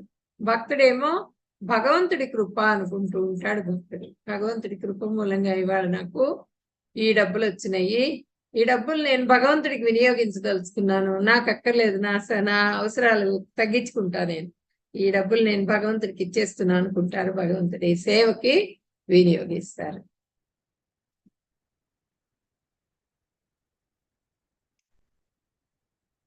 అధైతదప్యశక్తోసి కర్తుం అద్యోగమాశ్రితః సర్వకర్మ ఫలత్యాగం తతః కుర్యాత్మవాన్. నా కొరకు కూడా పనిచేయటకు అశక్తుడు అయినచో అప్పుడు నీవు చేయవలసిన పనుల ఫలితములన్నింటినీ విడిచి ఆత్మనిగ్రహం కలవాడవు కమ్ము. ఆత్మని నిగ్రహించుకో అని చెప్తున్నారనమాట. అభ్యాసం చేయాలి, సేవ చేయాలి, కర్మఫలాలన్నింటినీ కూడా త్యాగం చేయాలి భక్తి అంటే. కానీ అవన్నీ ఏమి చేయలేకపోతే ఆత్మని నిగ్రహించుకోవడానికి ప్రయత్నం చెయ్యి. కృష్ణ చైతన్య వ్యాపారాలలో ఆసక్తి లేని వాడు కూడా ఒక్కొక్కప్పుడు వైద్యాలయాలకు కానీ ఇతర సాంఘిక సంస్థలకు కానీ దానం చేస్తూ ఉంటారు. వాళ్ళు ఏదన్నా ఇది కృష్ణుడి మీద ఆసక్తి లేదు, భక్తి లేదు వాళ్ళకి, ఈ వైద్యాలయాలకి వాటికి వీటికి కూడా వాళ్ళు దానం చేస్తూ ఉంటారు. తాను కష్టపడి పనిచేసిన వ్యాపారంలో ఫలితమున త్యాగం చేస్తున్నాడు కావున అది కూడా ఉచితమని భావింపవచ్చును. పర్వాలేదు, అది కూడా వాళ్ళ అవసరాలకి తగ్గించుకుని వాళ్ళు ఈ విధంగా చేసినా కూడా పర్వాలేదు. వాళ్ళు ఆ విధంగా చేస్తూ తిన్నగా భగవంతుడి సేవలోకి నియుక్తులైతారు. కొన్ని రోజులు చేసిన తర్వాత ఆటోమేటిక్ గా భగవంతుడి సేవకు వినియోగిద్దాం ఈ ద్రవ్యాన్ని అని చెప్పినని వాళ్ళకి అనిపిస్తుంది. అనిపించప్పుడు భగవంతుడి సేవకు వినియోగిస్తారు, భగవంతుడి సేవ చేయటం మొదలు పెడతారు, వాళ్ళు వెళ్ళిపోతారు భగవద్ధామానికి. అట్లా కృష్ణ చైతన్యం అంగీకరించట్లో ఆటంకములు కలిగినచో అతడు తన కర్మల ఫలమును త్యాగం చేయవచ్చును. అది ఆటంకాలు ఏమైనా కలుగుతున్నాయి మనకి, ఏదైనా జపం చేసుకోవడానికి కుదరట్లేదు, ఆ భగవంతుడి సేవ పూజ చేయటానికి కుదరట్లేదు, ఏది కుదరట్లేదు మనకి. తెల్లవారుజామున లేస్తాము, వెళ్ళిపోతాము ఆఫీసులకి, చాలా దూరం ఉంటాయి ఆఫీసులు, మళ్ళీ ఇంటికి వచ్చేటప్పటికి అర్ధరాత్రి అవుతుంది, అప్పుడు వాళ్ళు ఏం చేయాలి, మాతది ఇట్లా అవుతుంది, మాకు మేమేం చేయాలి, కృష్ణ సేవ ఎట్లా చేసుకోవాలి అని అడుగుతారు. అప్పుడు వాళ్ళు ఏం చేయాలంటే కర్మ ఫలాలను త్యాగం చేయాలి. వాళ్ళు పని చేస్తారు కదా, వర్క్ చేస్తారు. వర్క్ చేసినప్పుడు ధనం వస్తుంది. ఆ ధనంలో కొంత భాగాన్ని భగవంతుడి సేవకి వినియోగించాలన్నమాట. ఈ టెంపుల్స్ కన్స్ట్రక్ట్ చేయించటము, కన్స్ట్రక్ట్ చేస్తున్నప్పుడు మనం ఒక చెయ్యి వేయటము, ఇవన్నీ కూడా చేయాలన్నమాట. భగవంతుడి సేవకి మనం సంపాదించిన ద్రవ్యంలో కొంత భాగాన్ని భగవంతుడి సేవకి వినియోగించాలి. అందరూ కూడా ప్రతి నెల ఇంత అని చెప్పిన అమౌంట్ భగవంతుడికి వినియోగించాలన్నమాట. భగవంతుడి సేవకు పక్కన పెట్టాలి. ఎంతైనా కానీ మీ శక్తి ఇంత ప్రతి నెల కూడా పంపించుకోవచ్చు, లేదంటే మొత్తం కలిపి 1 yearకి ఒకసారి పంపించవచ్చు. ఏదో ఒక విధంగా మీరు చేయొచ్చు అనమాట. ఆ విధంగా అలవాటు చేసుకోవాలి. మన ఇంద్రియ తృప్తి కోసమే కాకుండా భగవంతుడి సేవకి కూడా మనం కష్టపడ్డ ఫలితాన్ని దాన్ని వాడటం అనేది మనం అలవాటు చేసుకోవాలి.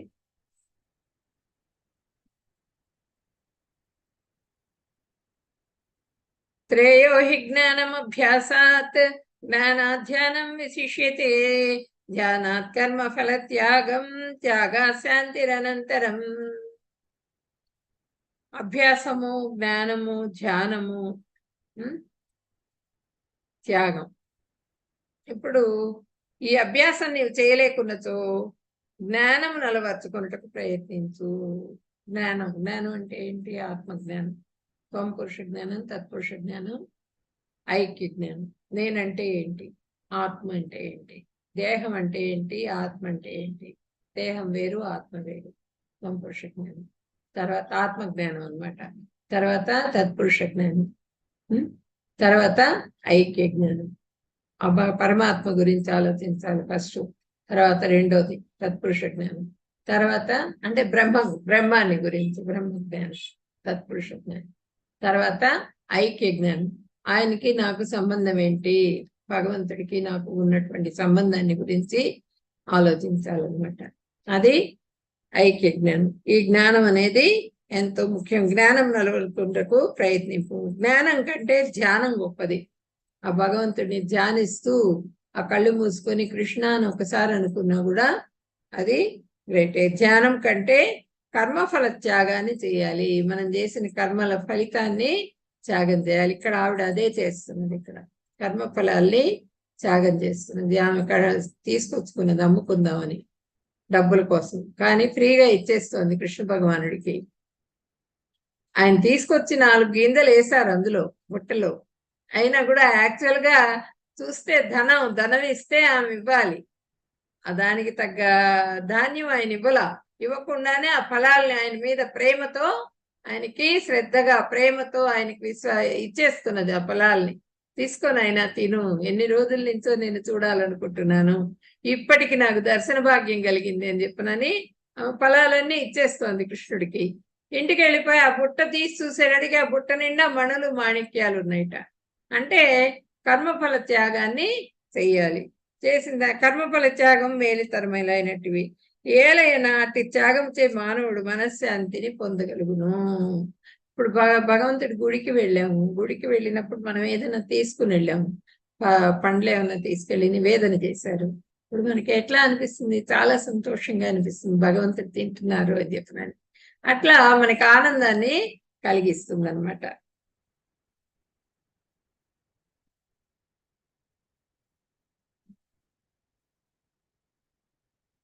ధ్యానము, జ్ఞానము. ధ్యానం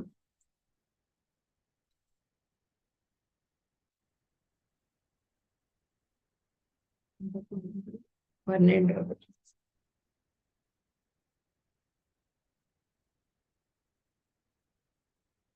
శ్రేయో హి జ్ఞానమభ్యాసాత్ జ్ఞానాధ్యానం విశిష్యతే ధ్యానాత్ కర్మఫల త్యాగం త్యాగా శాంతిరని అనంతరం.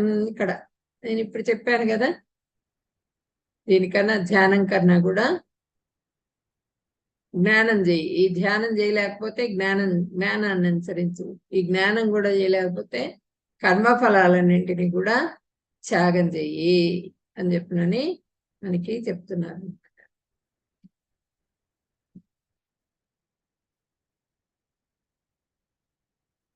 అద్వేష్ట సర్వభూతానాం మైత్రః కరుణ ఏవ చ నిర్మమో నిరహంకారః సమదుఃఖ సుఖక్షమీ సంతుష్ట సతతం యోగి యతాత్మా దృఢ నిశ్చయః మయ్యర్పిత మనో బుద్ధిః యో మద్భక్త సమే ప్రియః. భక్తుల లక్షణాలు 32 లక్షణాల గురించి చెప్తున్నారు అనమాట. అద్వేష్ట, ద్వేషింపనివాడు. ఇప్పుడు అన్ని జీవుల పట్ల దయగల స్నేహితుడే గాని అసూయపడని వాడు, తనను యజమానిగా భావించని వాడు, మిథ్యాహంకారం లేనివాడు, ఆనందము మరియు బాధ రెండింటిలోనూ సమానముగా ఉండేవాడు, సహనవంతుడు, ఎల్లప్పుడూ సంతృప్తిగా స్వీయ ఆత్మ నియంత్రణ ఎందున్నవాడు, దృఢ నిశ్చయంతో భక్తి సేవలో నెలకొన్నవాడు, తన మనస్సును బుద్ధిని నాపైనే అర్పించి నాయందే స్థిరముగా చేసి భక్తియుక్త సేవ ఎందు నిమగ్నమైన వాడును. ఇటు నా భక్తుడు నాకు మిక్కిలి ప్రియమైన వాడు. ఈ లక్షణాలన్నీ ఉన్నవాళ్ళు భక్తులు నాకెంతో ప్రియమైన వాళ్ళు అని చెప్పి చెప్తున్నారు అనమాట. అద్వేష్ట, అద్వేషింపనివాడు, భగవంతుడిని ద్వేషించనివాడు. సర్వభూతానం, సర్వజీవుల యందు కూడా వాళ్ళు ప్రేమను కలిగి ఉండాలన్నమాట. మైత్రః, మైత్రిని కలిగి ఉండాలి. కరుణః, కరుణః ఏవచ, కరుణ గలవాడును.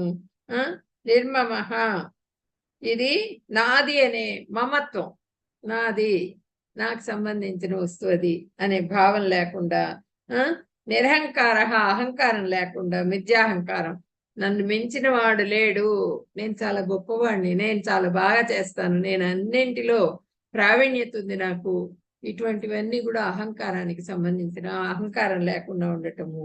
సమదుఃఖ సుఖక్షమి, సుఖాన్ని దుఃఖాన్ని రెండింటినీ కూడా సమానంగా చూసేవాళ్ళు. క్షమించువాడు, ఎదుటి వాళ్ళని క్షమించువాడు. సంతుష్ట, సంతృప్తి చెందినవాడు. సతతం, ఎల్లప్పుడూ. యోగి, భక్తి యందు ఆసక్తుడు. యతాత్మ, ఆత్మ నిగ్రహం గలవాడు.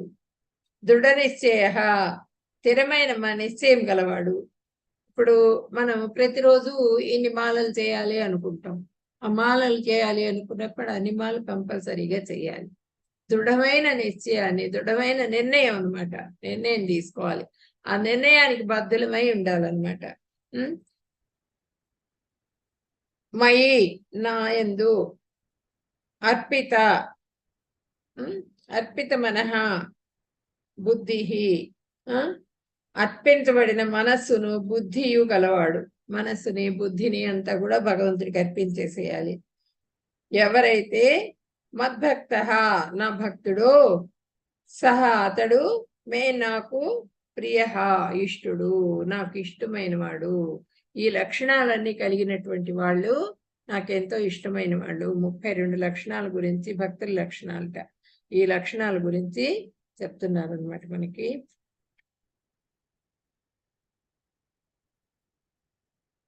ఇవన్నీ కూడా భక్తుల లక్షణాలే, ఈ 15 శ్లోకము. యస్మాన్నో ద్విజితే లోకో లోకాన్నో ద్విజితే చేయః హర్షామర్ష భయ ద్వేగైః ముక్తో యస్స మే ప్రియః. ఎవరి వల్ల ప్రజలు భయం పొందరు, ప్రజల వల్ల ఎవరు భయం పొందరు, సుఖ దుఃఖములందును భయవేదనములందును సమచిత్తులైందురు, అట్టి వారు నాకు ప్రియులు. భయపెట్టడం పిల్లల్ని, ప్రజల్ని, ఈ రౌడీజం చేయటం, అమ్మో వాడు వస్తున్నాడు కొడతాడేమో, ఒక షాప్కి వెళ్తారు, షాప్కి వెళ్ళి ఇదిగో ఇక్కడ దేవుణ్ణి పెడుతున్నావు, వినాయకుడిని పెడుతున్నావును, అమ్మవారిని పెడుతున్నావును, ఈ డబ్బులు ఈ గల్లా పెడితేరు అని చెప్పి అంటారు. వాడు ఎంత అడిగితే అంత ఇచ్చేసేయాలి, లేకపోతే వాడు గందరగోళం చేస్తాడు. భయం అన్నమాట. అట్లా భయపెట్టకూడదు జనాల్ని భయపెట్టకుండా. ఇప్పుడు రాజులు కూడా బాగా పరిపాలన చేస్తూ ప్రజల్ని ప్రేమగా వాళ్ళ బిడ్డల్లాగా చూసుకున్నారనుకోండి, ఇప్పుడు వాళ్ళకి భయం ఉండదు, సంతోషంగా వాళ్ళు ఫ్రీగా హ్యాపీగా ఆనందంగా ఉండగలుగుతారు. అలా భయపెట్టకుండా ఉండాలి భగవద్భక్తులు అని చెప్పనని చెప్తున్నారు అనమాట. ప్రజల వల్ల ఎవరు భయం పొందరు. ప్రజలు అప్పుడు ఏం చేస్తారు, అందరూ కూడుకొని వాడిని కొట్టే ప్రయత్నం చేస్తారు. నాయకుడు మధ్యలోకి వెళ్తే ఆ నాయకుడు రక్షణ చూసుకుంటూ ఉంటాడు అనమాట, తన రక్షణ చూసుకుంటూ ఉంటాడు. ఎంత రక్షణ చూసుకున్నా కూడా ఎప్పుడోకప్పుడు వాడిని ఖతం చేసేస్తారు. అట్లా ప్రజల మూలంగా భయం ఉంటుంది వాడికి, ఎందుకంటే తప్పులు చేసేటప్పుడు. అట్లా భయం ఎవరైతే పొందరో సుఖ దుఃఖాలందును భయవేదనలందును సమచిత్తులై ఉందరు అట్టి వారు నా ప్రియులు. సుఖ దుఃఖాల్లో కూడా సమానంగా ఉండాలి. తర్వాత భయము వేదన వీటి విషయంలో కూడా సమానమైన సమచిత్తులై ఉండాలి. భగవంతుడు రక్షిస్తాడు, నేను కరెక్ట్ గా ఉన్నాను, ధర్మం ప్రకారంగా ఉన్నాను అని చెప్పినని వాళ్ళు దృఢచిత్తులై ఉండాలన్నమాట. అటువంటి వాళ్ళు నాకు ఎంతో ప్రియమైన వాళ్ళు. ఇప్పుడు ప్రభుపాదులు వారు ఒక్కళ్ళే వెళ్ళారు దేశానికి, వేరే దేశానికి. ఆయన ఎటువంటి రక్షణ తీసుకుని వెళ్ళాల, కనీసం ఆయన ఒక స్వెట్టర్ కూడా తీసుకొని వెళ్లకుండా అన్ని అక్కడికి వెళ్ళిన తర్వాత ఇల్లు ఉండటానికి ఇల్లు లేదు. అమెరికా అంటే అంత చల్లటి ప్రదేశము. 70 ఏళ్ల మనిషి వెళ్ళి ఏం తీసుకొని వెళ్ళారు? వెంబడి మిత్రుడిని తీసుకొని వెళ్ళారు. ఆ మిత్రుడు ఎవరు?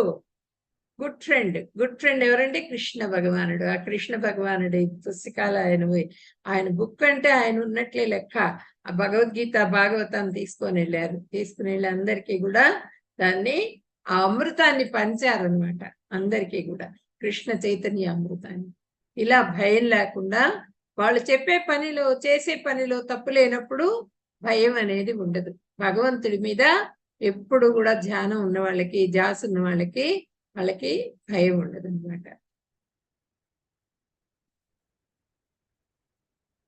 అనపేక్ష శుచిద్ దక్ష ఉదాసీనో గతవ్యధః సర్వారంభ పరిత్యాగి యో మద్భక్త సమే ప్రియ. సాధారణ కర్మ విధానములందు ఆధారపడనట్టు, పవిత్రుడైనట్టు, దక్షుడైనట్టు, ఆవేదనాహీనుడైనట్టు, సర్వబాధారహితుడైనట్టు, ఫలము కొరకు యత్నింపనట్టు అగు భక్తుడు నాకు మిక్కిలి ప్రియమైన వాడు. ఇవన్నీ 32 లక్షణాలు అనమాట. ఇవి విదురుడు నిత్యం కూడా భగవంతుడిని తలుచుకుంటూ ఉండేవాళ్ళు అనమాట. ఆ భగవంతుడి దీంట్లోనే ఉండేవాడు విదురుడు. ఆ యుద్ధం అన్నా కూడా ఆ యుద్ధంలో పాల్గొనకుండా వెళ్ళిపోయినాడు. ఆయన యాత్రలకు వెళ్ళిపోయినారు. ఆ లాస్ట్ మినిట్ లో కూడా వద్దురా నాయన, యుద్ధం వద్దు నీకు, మీరు వెనక్కి వచ్చేసేయండి, వాళ్ళకి 5 ఊళ్ళే కదా అడిగింది, 5 ఊళ్ళు ఇచ్చేసేయి వాళ్ళకి, ఎందుకు నువ్వు ఈ యుద్ధం తలపెట్టవాకు అని చెప్పి నన్ను విదురుడు చెప్తే, వీడిని తరివేసేయండి, మన ఊరి పొలిమేరలు దాటేట్టు తరివేసేయండి అని చెప్పి నన్ను అంటాడనమాట దుర్యోధనుడు. నా ఉప్పు తింటూ వాటివైపు వాళ్ళ వైపు పలుకుతున్నావు, నువ్వు ఇక్కడ ఉండటానికి తగవు, వెళ్ళిపోమ్మంటాడు ఆయన దుర్యోధనుడు.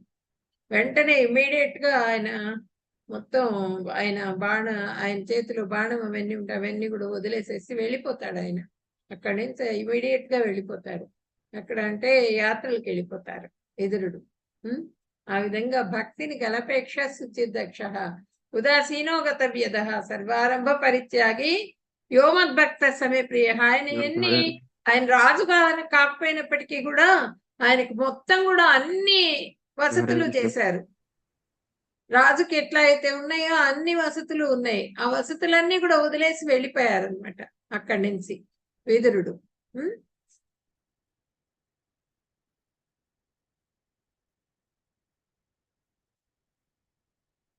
यो न हृष्यति न द्वेष्टि न शोचति न कांक्षति शुभाशुभ परित्यागी भक्तिमान्य समे प्रिय.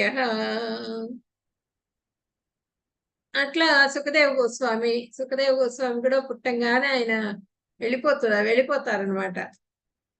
వెళ్ళిపోతూ ఉంటే ఆయన పుత్ర అని చెప్పిన వెనకబడతారు ఎవరు? వ్యాసుడు. కానీ ఆయన ఆగరు, వెళ్ళిపోతారు. అలాగే ప్రహ్లాదుడు, ఇక్కడ ప్రహ్లాదుడిని చూపిస్తున్నారు చూడండి. ప్రహ్లాదుడు హిరణ్య కసిపోయిన మా అని చెప్పినాను అందరూ ముల్లోకాల వాళ్ళు నా పేరునే తలుచుకుంటున్నారు, నన్ను జపం చేస్తున్నారు, 30 దేవతలు నా కాళ్ళకు మొక్కుతుంటే నువ్వేందిరా నారాయణ అంటావు అని చెప్పినానంటే ఆ నారాయణ జపం మానుకోలే ఆయన ప్రహ్లాదుడు. ఇట్లా ఉన్న వాళ్ళంటే నాకు ఎంతో ఇష్టం. ఇటువంటి ఎవడు సంతోషం గాని విషాదం గాని పొందడో, దుఃఖింపడో, కోరడో, శుభాశుభ వస్తువులను కోరడు, ఇలాంటి వాళ్ళు నాకు ఇష్టమైన వాళ్ళు భక్తులు అని చెప్పనని చెప్తున్నారు ఇక్కడ.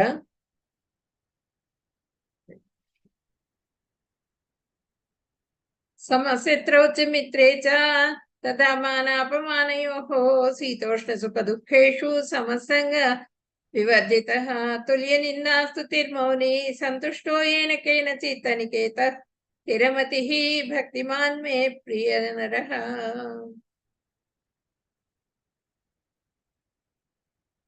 శత్రుమిత్రుల యందు సమత్వము కలవాడు, మానవమానముల యందును శీతోష్ణ సుఖ దుఃఖాల యందును కీర్తి అపకీర్తుల యందును సమబుద్ధి కలవాడు, దుష్ట సహవాసము నుండి ముక్తుడైన వాడు, ఎప్పుడును మౌనం వహించి ఉండువాడు, దేని ఎందైనను సంతృప్తి నందువాడు, ఏదైనా నివాసం కొరకు లెక్క చేయనివాడు, జ్ఞానమునందు స్థిరుడైన వాడు, భక్తియుక్త సేవ యందు నిమగ్నుడైన వాడు అగు నరుడు నాకు మిక్కిలి ప్రియుడు. ఈ లక్షణాలన్నీ ఎవరికి ఉన్నాయి? మనం ముందర స్టోరీ చెప్తున్నాం, భరత్ మహారాజ్ది. భరతుడికి ఉన్నాయి. ఆయన జింకగా జన్మించి, జింక అయిన తర్వాత పండితుడి కుమారుడిగా జన్మించి, ఇన్ని రకాలుగా అయినా కూడా ఆయన ఈ లక్షణాలన్నీ కూడా ఆయనకు ఉన్నాయి అనమాట. ఏది ఇస్తే అది తినేసేవాళ్ళు, తృప్తిగా ఉండేవాళ్ళు. ఈ లక్షణాలన్నీ కూడా మీరే చదువుకున్న భరతుడి స్టోరీ గుర్తు తెచ్చుకోండి, అప్పుడు మీకు తెలుస్తుంది. ఆ లక్షణాలు మొత్తం కూడా భరతుడికి ఉన్నాయి అనమాట. ఉదాహరణకి జడభరతుడు.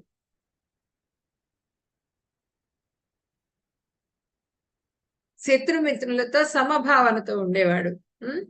గౌరవం అగౌరవం చూసుకునేవాడు కాదు. వేడి చలి ఏదో గుడ్డలు చిన్న ఇది కౌపీనం ధరించి ఉండేవాడు అనమాట. తర్వాత ఆనందం బాధ, ఆనందంలోనే ఉండేవాడు, బాధ అనేది ఉండేది కాదు. ఎప్పుడు కూడా భగవంతుడితో అనుసంధానం అయిపోయేది ఆయన మనస్సు. కీర్తి అపకీర్తి, నన్ను వీళ్ళు తిడుతున్నారు అన్నదమ్ములు, నన్ను అవమానం చేస్తున్నారనే ఇది ఉండేది కాదు ఆయనకి. సమభావంతో ఉండేవాడు అనమాట. ఎల్లప్పుడూ చెడు సహవాసం నుండి దూరంగా ఉండటం. ఆయన ఇంక అసలు ఎవరితో ఏమి మాట్లాడకుండా 24 గంటల భగవంతుడితోనే అనుసంధానం మనస్సు. ఎల్లప్పుడూ మౌనంగా ఉంటారు, ఎప్పుడు ఎవరితో మాట్లాడేవాడు కాదుట. చిన్నప్పటి నుంచి, పుట్టినప్పటి నుంచి కూడా దేనితోనైనా సంతృప్తి, ఏది ఇచ్చినా సరే, పాచిపోయిన అన్నం ఇచ్చినా సరే సంతృప్తిగా అది తినేసేవాడు అనమాట ఆయన. ఎవరిని పట్టించుకోని వాడు, జ్ఞానంతో స్థిరపడిన మరియు భక్తి సేవలో నిమగ్నమైన వాడు. ఆ జ్ఞానం పూర్తిగా, ఆ జ్ఞానం నింపుకొని మనసు నిండా భగవంతుడిని నింపుకొని ఆ భగవంతుడితో అనుసంధానం అయిపోయేది అనమాట ఆయన మనసు. ఇలాంటి వాళ్ళంటే నాకు ఎంతో ఇష్టం అని చెప్పినని భగవంతుడు చెప్తున్నారు. ఏతు ధర్మే అమృతమిదం ఏదోక్తం పర్యుపాసతే శ్రద్ధాదానమత్పరమా భక్తాస్తే అతీవ మే ప్రియాః. భక్తుల్లో అత్యంత ప్రియమైన వాళ్ళు ఎవరంటే, అక్షయమైన ఈ భక్తియుక్త సేవా మార్గం అనుసరించు శ్రద్ధతో నన్నే పరమగమ్యంగా చేసుకొని పూర్తిగా నిమగ్నులై ఉండువారు నాకు అత్యంతమైన ప్రియులు. ఎవరైతే నా భక్తి సేవలో నిమగ్నులై ఉంటారో, పూర్తిగా శుద్ధ భక్తిలో, వాళ్ళంటే నాకు ఎంతో ఇష్టము అని చెప్పినని. ఈ లక్షణాలు 32 లక్షణాలు ఉన్నాయి కదా, ఆ లక్షణాలన్నీ భక్తుల్లో ఉంటాయి. అలాంటి వాళ్ళంటే నాకు ఇష్టము, వాళ్ళకి సేవ చేయటానికి కూడా నేను రెడీ అయిపోతాను. ఇక్కడ అర్జునుడి దగ్గర పాదాల దగ్గర కూర్చుని రథాన్ని నడిపారు ఆయన. కాళ్ళతో తన్ని ఇదిగో కుడివైపు పోనీయమంటే కుడి కాలుతో, కుడివైపు తంతాట కాలుతో, ఎడం వైపు పోనీయమంటే అంత గందరగోళంగా ఉంటుంది యుద్ధం. అట్లా ఉన్నా కూడా ఆ అర్జునుడి దగ్గర రథసారథిగా ఆయన స్థిరపడ్డారనమాట ఆ యుద్ధం సమయంలో. ఇక్కడ చూడండి, సేవ చేస్తున్నారు, కుచేలుడికి పాదాలు గడిగారు, అర్ఘ్యం పాద్యం అన్ని కూడా సమర్పించి చక్కగా దగ్గర కూర్చొని తినిపిస్తున్నారు. రుక్మిణీదేవి చూడండి ఇక్కడ వింజామర వేస్తున్నది. అంటే అలాంటి భక్తులంటే ఆయన భక్తులకు సేవ చేయడానికి ఆయన రెడీ అయిపోతారు. ఆయనకి భక్తులు సేవ చేయటం కాదు, అంత పూర్తిగా సరెండర్ అయిన వాళ్ళంటే నాకు ఎంతో ఇష్టం అని చెప్పినని భగవంతుడు చెప్తున్నారు. ఇవన్నీ కూడా ఆల్రెడీ మనం చెప్పుకున్నాం. ఇవన్నీ కూడా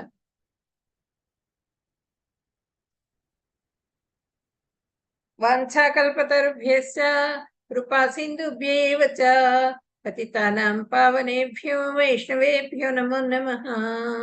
హరే కృష్ణ కృష్ణ కృష్ణ హరే హరే, హరే రామ రామ రామ హరే హరే.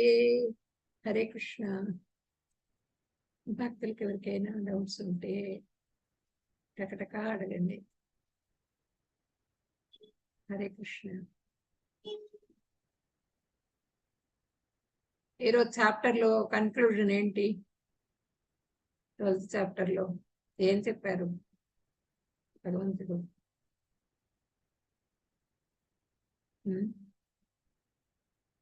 చెప్పండి, డౌట్స్ ఎవరికైనా ఉన్నాయా? హరే కృష్ణ.